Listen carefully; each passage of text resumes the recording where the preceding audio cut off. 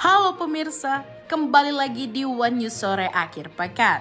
Hari ini, One News Sore Akhir Pekan akan merangkum informasi mengenai mantan Menteri Energi dan Sumber Daya Mineral atau ESDM, Sudirman Said, mengkritik tajam terhadap kepemimpinan Presiden Joko Widodo. Kritikan itu disampaikan dalam sebuah podcast bersama Abraham Samad yang ditayangkan di YouTube pribadinya. Dalam diskusi tersebut, Said menyatakan bahwa Indonesia telah mengalami kemunduran signifikan dalam tata kelola pemerintahan dan demokrasi selama 10 tahun terakhir di bawah kepemimpinan Presiden Jokowi. Informasi lainnya pemirsa, militer Israel menggunakan bom seberat 500 pon atau sekitar 230 kg ketika menyerang Cafe Al-Baqo, sebuah lokasi berkumpul di pinggir pantai yang ramai di Gaza pada Senin 30 Juni 2025 kemarin waktu setempat. Pemirsa, inilah One News Sore Akhir Pekan selengkapnya.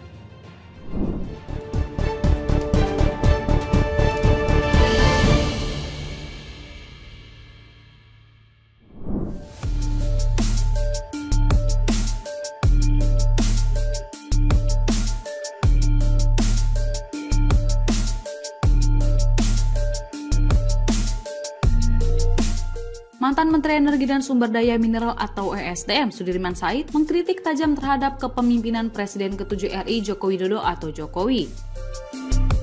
Kritikan itu disampaikan dalam sebuah podcast bersama Abraham Samad yang ditayangkan di YouTube pribadinya. Dalam diskusi tersebut, Said menyatakan bahwa Indonesia telah mengalami kemunduran signifikan dalam tata kelola pemerintahan dan demokrasi selama 10 tahun terakhir di bawah kepemimpinan Presiden Jokowi. Pernyataan ini memicu kembali perdebatan mengenai arah demokrasi Indonesia dan kualitas kepemimpinan nasional. Bahkan, Said tidak ragu menyebut Indonesia kini berada dalam kondisi rusak akibat kebijakan dan praktik yang berjalan selama 1 dekade terakhir. Pernyataan ini menjadi sorotan utama, mengingat posisi Said sebagai figur yang pernah berada dalam pemerintahan, namun kini menjadi salah satu pengkritik. Salah satu poin penting yang disoroti adalah apa yang ia sebut sebagai black hole demokrasi. Menurutnya, kemudian demokrasi ini ditandai dengan serangkaian tindakan yang sistematis, termasuk pelemahan Komisi Pemberantasan Korupsi atau KPK secara sengaja hingga pengabaian etika dalam bernegara. Lalu Said menyoroti simbol-simbol nepotisme yang kini terlihat jelas di berbagai lini pemerintahan dan publik. Ia menilai fenomena ini dapat mengikis prinsip meritokrasi dan keadilan dalam sistem pemerintahan, serta memberikan keuntungan tidak semestinya kepada pihak-pihak yang memiliki kedekatan dengan kekuasaan. Intervensi politik juga disebut-sebut sebagai salah satu faktor penyebab kemunduran. Said mengklaim bahwa pimpinan partai politik kini tersandera kasus hukum, membuat mereka tidak berdaya dan mudah dikendalikan oleh kekuatan di atas. Meskipun begitu, Sudirman Said juga menyoroti adanya harapan perbaikan di era pemerintahan yang baru. Setiap pergantian kepemimpinan menurutnya selalu membawa harapan akan perbaikan.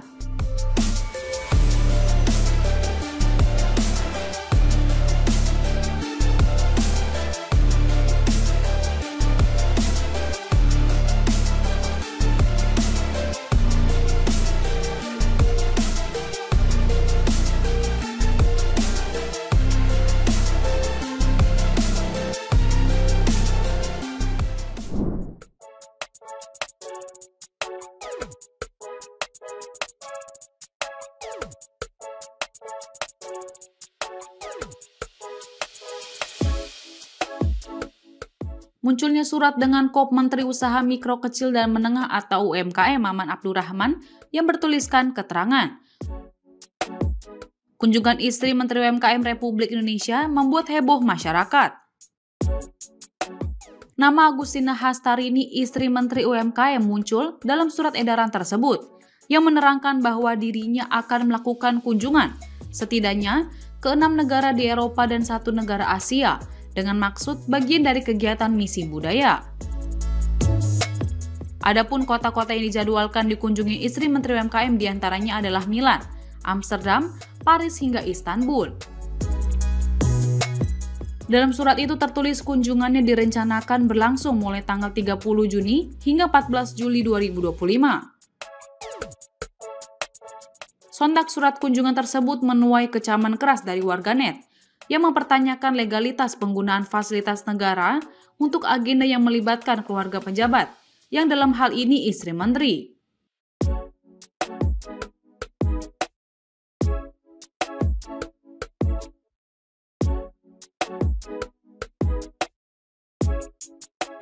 Menanggapi hal tersebut, Maman langsung mengambil langkah cepat untuk meluruskan informasi tersebut dengan mendatangi ke Komisi Pemberantasan Korupsi atau KPK. Menteri MKM itu menegaskan tidak ada Rp1 pun uang negara yang digunakan dalam perjalanan tersebut. Maman menjelaskan kehadirannya di KPK dilakukan secara sukarela sebagai bentuk tanggung jawab dan komitmen transparansi dirinya. Sebagai pejabat publik, ia menyerahkan sejumlah dokumen yang mendukung pernyataannya dan menjelaskan secara rinci mengenai sumber dana perjalanan sang istri. Menteri MKM membeberkan penjelasan tersebut disampaikan atas beredarnya surat berkop Kementerian UMKM yang meminta dukungan dari sejumlah kedutaan besar RI di Eropa dan Istanbul. Seluruh biaya perjalanan, kata Maman, termasuk pemesanan hotel, ditanggung secara pribadi dan telah dibayarkan sejak Mei 2025. Ia menekankan sejak awal tidak ada niat untuk menggunakan fasilitas negara maupun pihak manapun untuk kepentingan pribadi. Lebih lanjut, Maman menyatakan klarifikasi ini penting dilakukan untuk menjaga integritas dirinya dan institusi yang dipimpinnya, serta berharap penjelasan ini dapat menghentikan polemik dan memberikan kepastian kepada publik terkait isu yang beredar.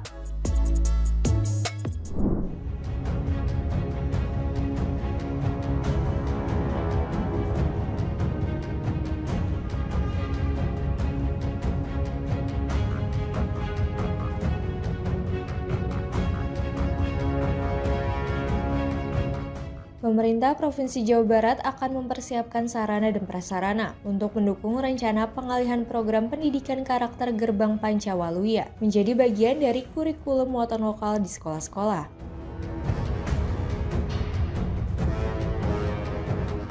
Langkah ini menyusul usulan Komisi 5 DPRD Jawa Barat agar pendidikan karakter yang menekankan pada kedisiplinan dengan pendekatan semi-militer tersebut dapat diintegrasikan dalam sistem pendidikan formal di wilayah Jawa Barat.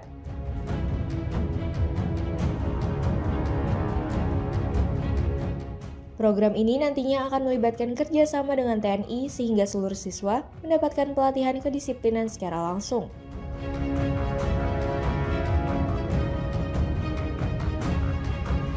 Selain membentuk karakter, program ini juga diharapkan menjadi fondasi bagi siswa yang bercita-cita melanjutkan pendidikan ke akademi militer.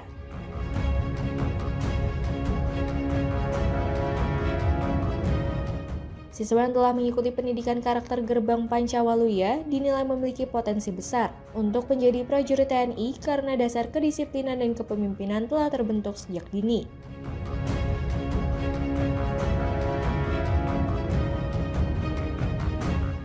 Pemprov Jawa Barat juga berharap melalui implementasi kurikulum ini, kedisiplinan siswa di sekolah dapat meningkat secara signifikan dan merata di seluruh wilayah provinsi.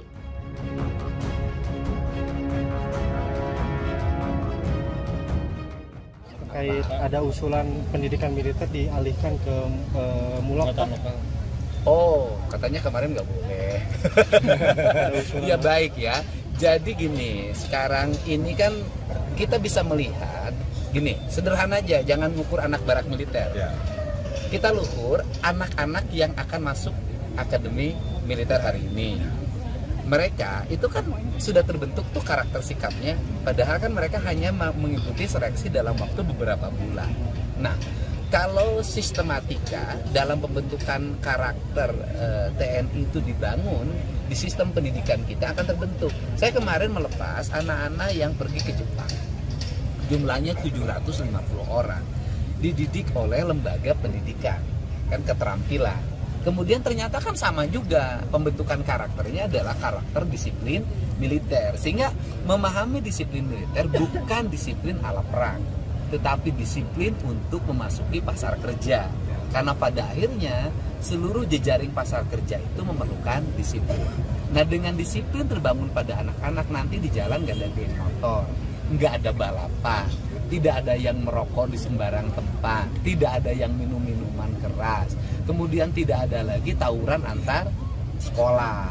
Nah, kemudian yang berikutnya juga tidak ada keluyuran malam, karena kalau anak-anak sudah diarahkan ingin masuk misalnya Akademi TNI, Akademi Militer, maka sudahlah selama 2 tahun dia nggak boleh lagi keluar lebih dari jam 9. Kalau dia keluar lebih dari jam 9 itu kelihatan tuh nanti dari paru-parunya.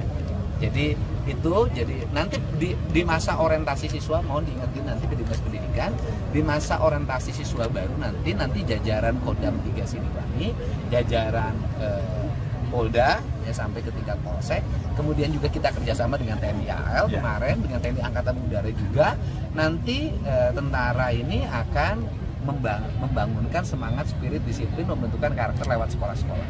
Jadi yang biasanya dulu zaman saya itu ospek, nanti dibentuk baris berbaris, bangun pagi, cara pakai baju, cara makan. Tentara itu kan diajarin semuanya, makan diajarin tuh, berdoa. Ternyata yang paling rajin berdoa ketika makan tuh di sekolah TNI. Gitu. Tapi usulan itu akan diterapkan, Mbak, kalau di provinsi? Gini, Provinsi Jawa Barat itu sudah siap. Sebelum ada usulan itu juga sudah siap melaksanakan pendidikan kedisiplinan bagi siswa dengan melibatkan para anggota TNI. Pak, terkait Cihamplas, Pak, itu gimana Pak Cihamplas? Dari Barak nanti sampai ke jadi Akmil gitu ada dikoneksiin dari. Oh bisa, sebenarnya anak-anak yang lulusan Barak hari ini kan sudah terbentuk tuh. Nah yang mereka tuh rata-rata kan pengen masuknya secaba saya lihat ya. Mereka tinggal dibina saja sekarang, misalnya dia kelas 2 nih, ya disiapkan, apalagi yang kelas 3, ya tinggal disiapkan dengan baik, ya kan. Jadi sangat baik. Bahkan kalau saya, anak nakal itu potensi bagi TNI. Jadi kalau anak itu nakal, bandel, berandal, potensi itu. Karena tentara itu kan diperlukan orang-orang yang pemberani. Gitu loh. Jadi tidak ada yang bukan potensi. Tetapi kan TNI hari ini juga tidak hanya mengarah pada fisik, sudah mengarah pada kemampuan teknologi ya. Kemampuan teknologi, cyber yang gitu kan. Sebelumnya, Komisi 5 DPRD Jawa Barat mendorong agar program pendidikan karakter ini masuk kurikulum muatan lokal, sehingga seluruh siswa tanpa terkecuali dapat mengikuti pembinaan karakter secara terstruktur dan sistematis di lingkungan sekolah.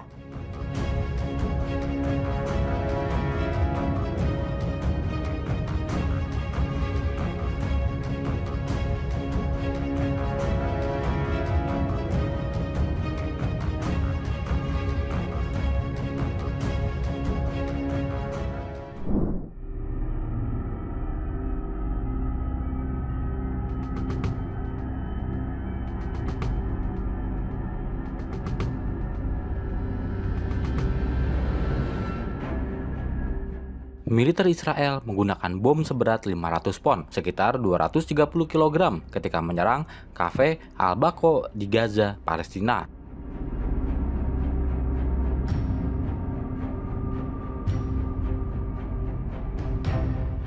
Sebuah lokasi berkumpul di pinggir pantai yang ramai di Gaza pada Senin, 30 Juni 2025 kemarin.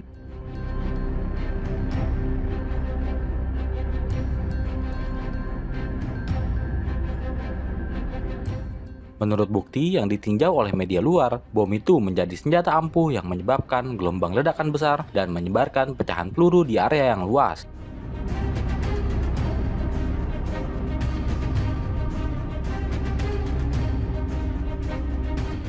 Laporan menambahkan, kawah besar yang ditinggalkan oleh ledakan tersebut semakin menegaskan penggunaan amunisi berat ini.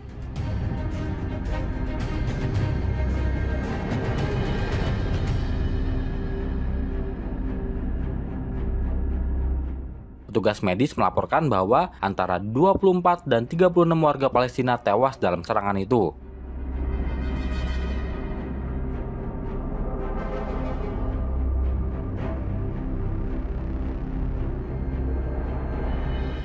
Beberapa korban meninggal dari pengeboman Israel itu adalah seorang pembuat film terkenal, seorang seniman, hingga seorang ibu rumah tangga berusia 35 tahun dan seorang anak berusia 4 tahun.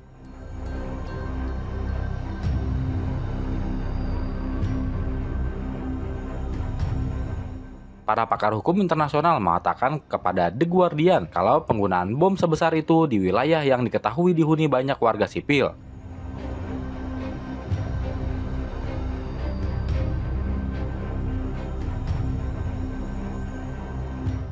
Termasuk wanita, anak-anak, dan orang tua, hampir pasti melanggar hukum dan dapat dianggap sebagai kejahatan perang.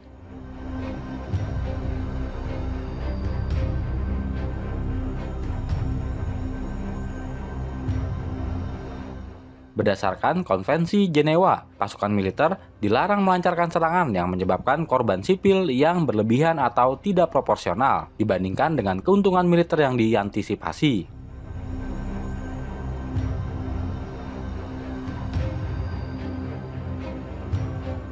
Pasukan Pendudukan Israel atau IDF mengatakan serangan terhadap kafe tersebut sedang dalam peninjauan.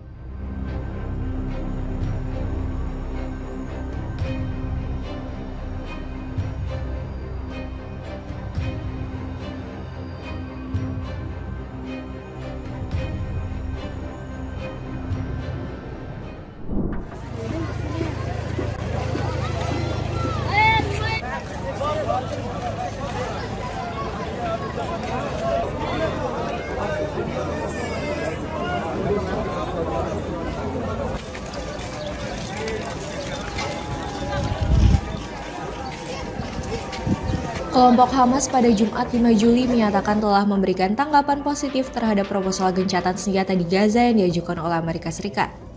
Hamas juga mengungkapkan kesiapannya untuk segera memulai pembicaraan guna membahas pelaksanaan kesepakatan termasuk pembebasan sandera dan langkah menuju akhir konflik. Proposal tersebut disebut sebagai rencana akhir yang diusulkan oleh Presiden Amerika Serikat Donald Trump. Ia mengusulkan gencatan senjata selama 60 hari sebagai upaya mengakhiri perang yang telah berlangsung hampir 21 bulan antara Israel dan Hamas. Trump menyatakan menunggu tanggapan dari kedua belah pihak dalam waktu dekat. Dalam pernyataan yang diunggah di situs resminya, Hamas menyebutkan bahwa mereka telah menuntaskan diskusi internal dan berkonsultasi dengan faksi-faksi Palestina lain terkait usulan terbaru dari para mediator. Hamas mengatakan telah menyampaikan jawaban kepada mediator dengan sikap positif dan siap sepenuhnya memulai putaran negosiasi baru terkait gencatan senjata. Kendati demikian, seorang pejabat Palestina dari kelompok yang bersekutu dengan Hamas menyampaikan bahwa masih terdapat sejumlah kekhawatiran penting. Beberapa isu yang menjadi sorotan adalah akses bantuan kemanusiaan, pembukaan perbatasan Rafah menuju Mesir, serta belum jelasnya jadwal penarikan pasukan Israel dari Gaza. Presiden Trump sebelumnya mengatakan bahwa Israel telah menyetujui persyaratan utama untuk menjalankan gencatan senjata selama 2 bulan. Masa ini akan dimanfaatkan sebagai kesempatan bagi kedua belah pihak untuk merundingkan akhir dari konflik berkepanjangan. Hingga kini, Perdana Menteri Israel Benjamin Netanyahu belum memberikan tanggapan langsung atas pernyataan Trump tersebut. Netanyahu dijadwalkan bertemu dengan Presiden Trump di Washington pada Senin mendatang. Dalam pertemuan yang diperkirakan akan membahas perkembangan terbaru terkait konflik di Gaza dan kemungkinan jalan menuju perdamaian.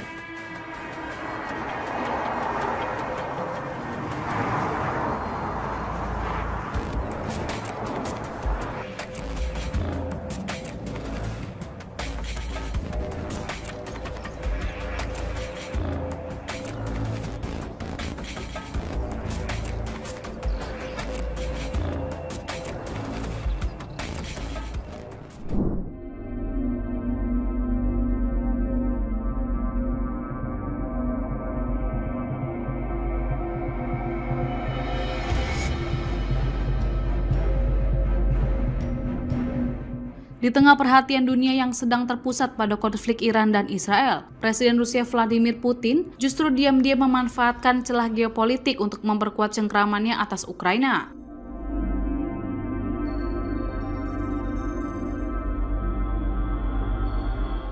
Laporan medan perang menunjukkan Rusia telah merebut wilayah baru di Ukraina Tengah dan meningkatkan konsentrasi pasukan di dekat Sumy, timur laut Ukraina.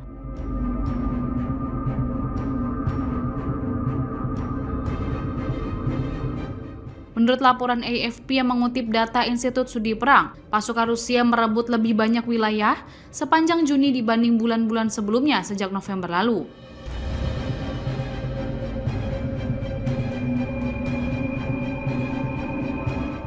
Di saat bersamaan, Ukraina menghadapi salah satu serangan udara terbesar sejak awal invasi pada Februari 2022.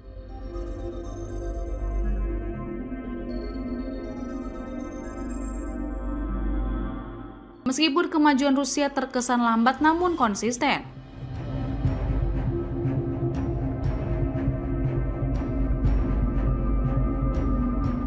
Rencana damai Kremlin yang diumumkan tahun lalu masih belum berubah, di mana Ukraina diminta menyerahkan wilayah-wilayah yang telah dianeksiasi seperti Donetsk, Kherson, Luhansk, Zaporizhzhia, serta Crimea.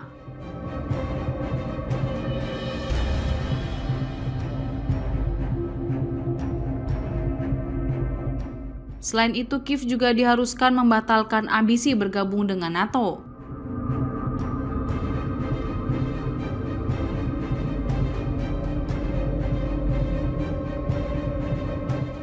Juru bicara Kremlin Dmitry Peskov menegaskan bahwa Moskow tetap berkomitmen terhadap tujuan tersebut.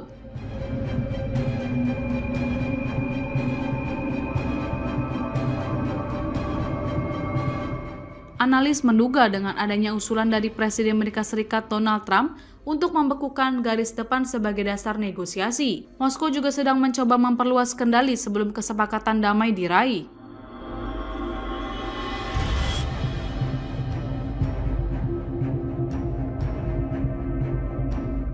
Menurut Frederick Kagan dari America Enterprise Institute mengatakan, meski Rusia terus bergerak maju, kapasitasnya sangat terbatas.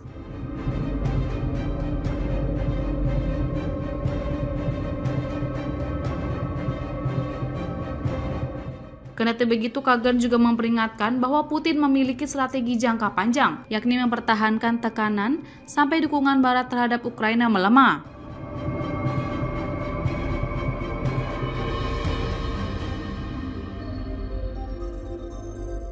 Sementara itu, koneksi antara konflik di Ukraina dan Timur Tengah makin nyata.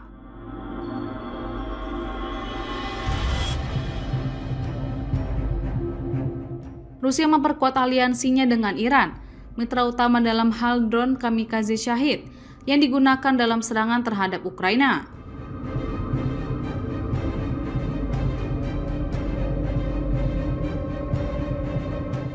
Ketegangan di Iran pun juga berdampak langsung pada bantuan militer ke Ukraina.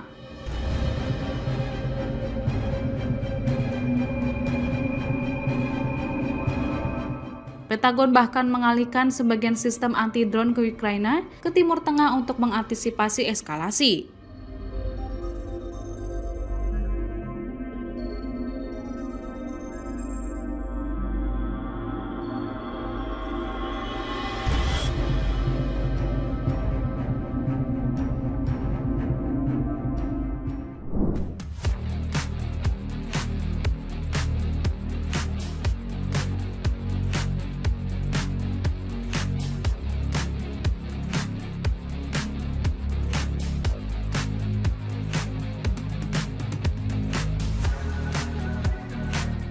Mantan gelandang Arsenal Thomas Partey secara resmi didakwa oleh Kepolisian Metropolitan Inggris atas 5 tuduhan pemerkosaan dan 1 tuduhan kekerasan seksual.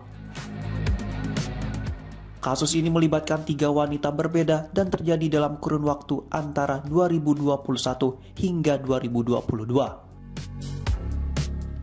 Dalam pernyataan resmi, Kepala Jaksa Penuntut Umum London Utara Jaswan Narwal mengungkapkan bahwa keputusan mendakwa Partey diambil setelah melakukan peninjauan menyeluruh terhadap bukti yang dikumpulkan selama proses penyelidikan.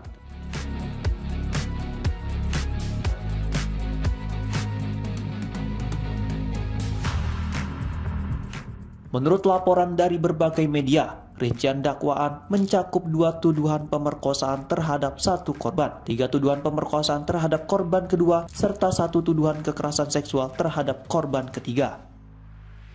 Penyelidikan terhadap Partey dimulai pada Februari 2022 setelah laporan pertama terkait dugaan pemerkosaan diterima oleh polisi.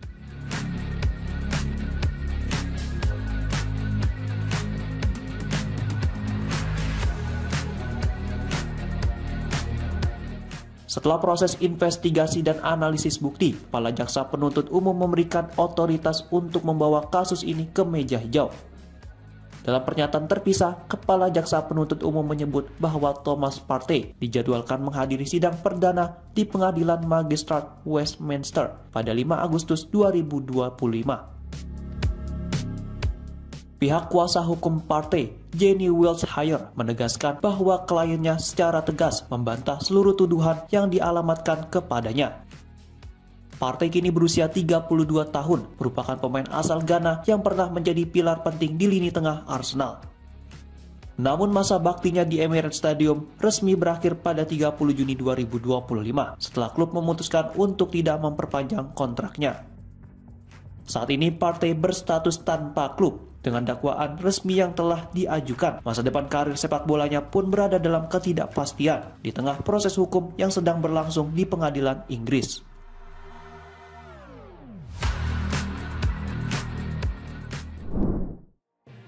Demikian informasi yang dapat kami sampaikan pemirsa. Terima kasih telah bergabung bersama kami. Sampai jumpa di One News Sore akhir pekan berikutnya, setiap pukul 7 malam hanya di kanal YouTube TV One Newscom.